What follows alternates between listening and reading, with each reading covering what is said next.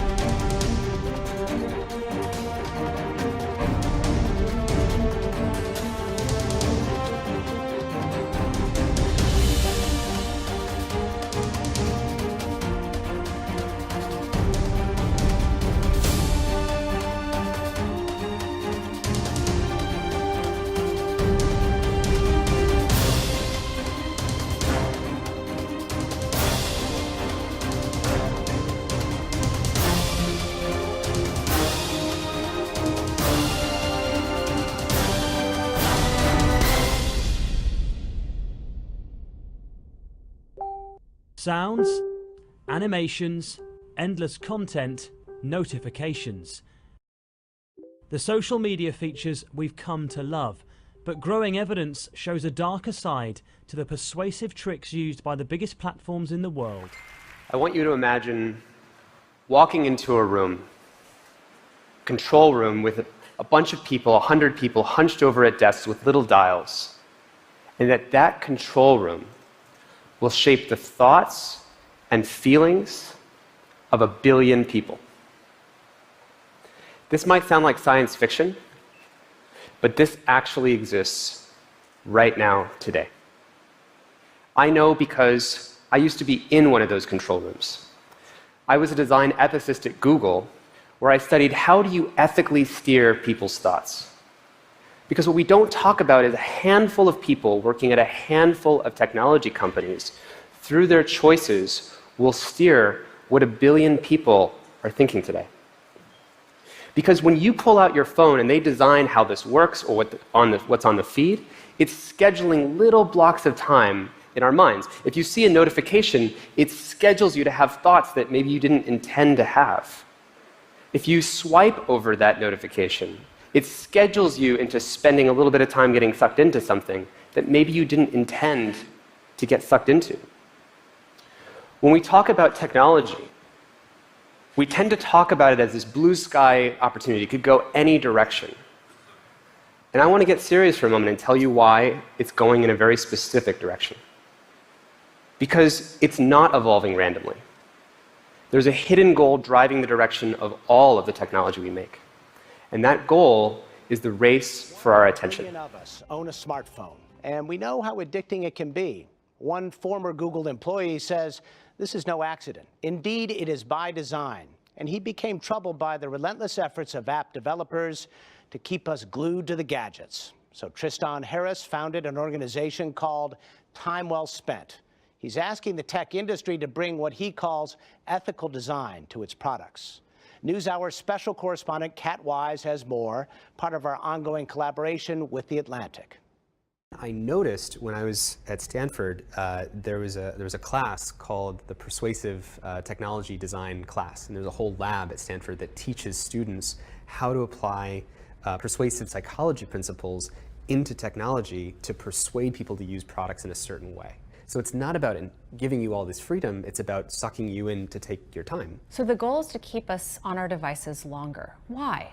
For any company whose business model is advertising or engagement-based advertising, meaning they care about the amount of time someone spends on the product, they make more money the more time people spend. So the game becomes, how can I throw different persuasive techniques to get people to stay, to spend as long as possible, and to come back tomorrow.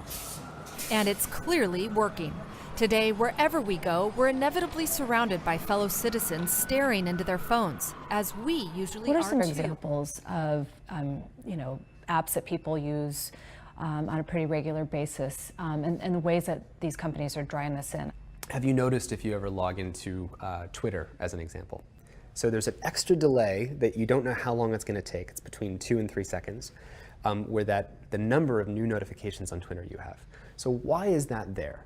Well, it makes that into what's called a variable schedule reward. It's like a slot machine. So you're playing the slot machine, and there's a time delay, and in that time delay, your anticipation's building, and then you get to see how many notifications I get.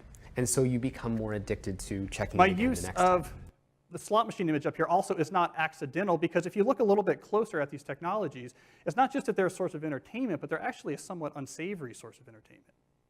We now know that many of the major social media companies hire individuals called attention engineers who borrow principles from Las Vegas casino gambling, among other places, to try to make these products as addictive as possible.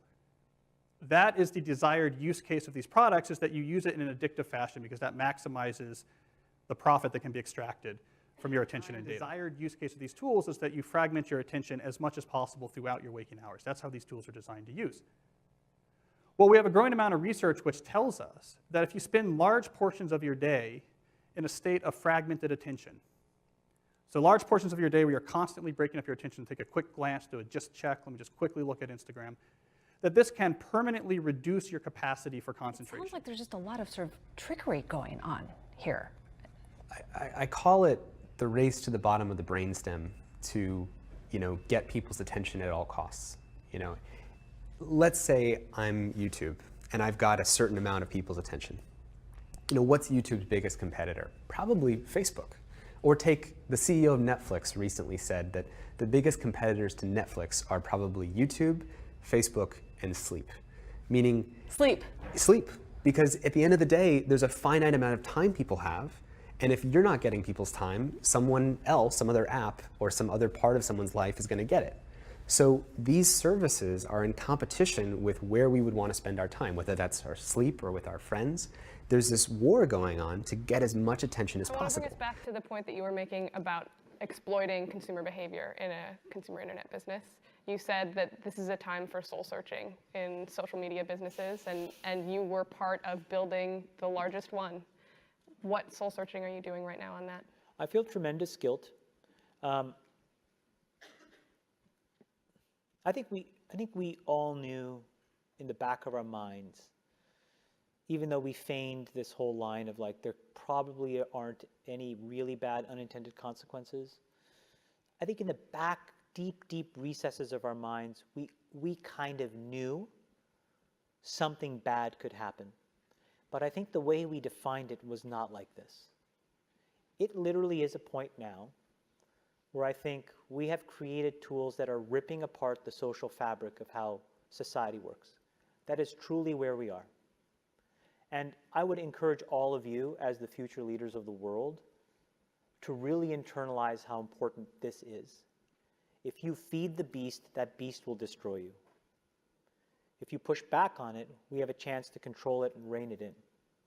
And it is a point in time where people need to hard break from some of these tools and the things that you rely on.